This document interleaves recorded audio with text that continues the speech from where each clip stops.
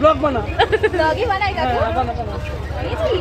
শুনতে পেলে দোকানদার কাকু আমায় কি বললো, এখন না ভিডিও করলে সবাই বুঝেই যায় যে ব্লগের জন্য করছে। তো কাল ছিল 31 আর কালকে কিন্তু আমরা কোনো পিকনিক করিনি, যেহেতু কাল ছিল মঙ্গলবার, আর মঙ্গলবারে তো আমাদের গাইঘাটা বাজারে হাট বসে, তোমরা তো আমার ভিডিও দেখে এতদিনে জানতেই পেরে গেছো। তো আমরা গেছিলাম হাটে কিছু জিনিস কেনাকাটা করার জন্য, যার কথা ছিল মাত্র আমাদের দুজনের, কিন্তু আমাদের সাথে কিন্তু আরো দুজন অ্যাড হয়ে গেছে, সেটা হচ্ছে রিমা আর হচ্ছে আমার ভাই। আমার ভাইও যেত পরে, তবে ও কিন্তু আমাদের সাথে এসেছিল। আমি এসেছিলাম একটা জামা কেনার জন্য, এইদিকে সারা হাট ঘুরেও কিন্তু আমার জামা খুঁজে পাচ্ছিলাম না। এইদিকে সঞ্জয় আবার বাচ্চাদের টুপি দেখিয়ে বলছে ও নাকি কিনবে, আমি বললাম তোর কিনতে হবে না, আর কয়েকদিন পর তোর বাচ্চাকে কিনে দেবো। তারপরে আবার এইদিকে ভাই এসে গেছে ওর মানে একটা সোয়েটার টাইপের জ্যাকেট কেনার জন্য, আর এই জ্যাকেটটা না আমাদের খুব পছন্দ হয়েছিল, তো এটাই নিয়ে নেওয়া হয়েছিল।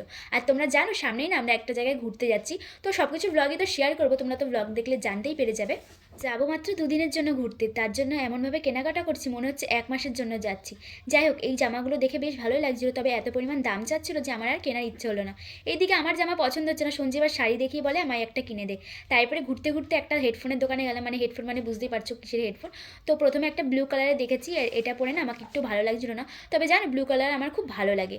তারপরে এটা চেঞ্জ করে নিলাম আর একটা গ্রে কালারে। আর এইদিকে কাকু বলছে ভিডিও কর, মানে ব্লগ বানা, মানে কাকুও বুঝে গেছে যে আমরা ব্লগ বানাচ্ছিলাম। তারপরে কাকুকে যে একটু দেখানোর, কাকু বললো আমাকে দেখানোর দরকার নেই, তোরা নিজেরাই কর। তারপরে এটা আর কি নিয়ে নিয়েছিলাম, আর এরপরে চলে গেছিলাম ঘুগনি খাওয়ার জন্য। আর ঘুগনি তো আমার ফেভারিট, তোমরা এতদিনে বুঝেই গেছো। সঞ্জি, আমি, আমার ভাই, মানে আমরা 4 জনে কিন্তু ঘুগনি খেয়ে নিয়েছিলাম। তারপরে গেছিলাম ফুচকা খাওয়ার জন্য, আর আমি আর সঞ্জি ফুচকা খেয়েছিলাম। রিমা হচ্ছে 1 নম্বরে টাকা দেওয়ার ভয়ে বলছে ফুচকা খাবে না। খাবো না, সত্যি খাবো। আমরা কাল বাজারে এসেছিলাম জামা কাপড় কিনতে, কিন্তু কাল বাজারে গিয়ে আমরা ফুচকা, ঘুগনি, আবার বাড়ির জন্য বিরিয়ানি নিয়ে এসেছিলাম। তারপরে আমি আমার স্টুডেন্টের বাড়ি গেছিলাম রেজাল্ট দেখার জন্য, তো ওখানে গিয়ে খেয়েছি দই, কেক, মানে কালকে অনেক কিছু খাওয়া হয়ে গেছে। মেয়েদের বাড়িতে যাওয়ার পথে আমি ওর জন্য নিয়েছিলাম একটা কেক আর হচ্ছে একটা চকলেট। তো আজকের ভিডিওটা এই পর্যন্তই থাক, দেখা হচ্ছে পরের কোনো ভিডিওতে। তো সবাইকে জানাই হ্যাপি নিউ ইয়ার।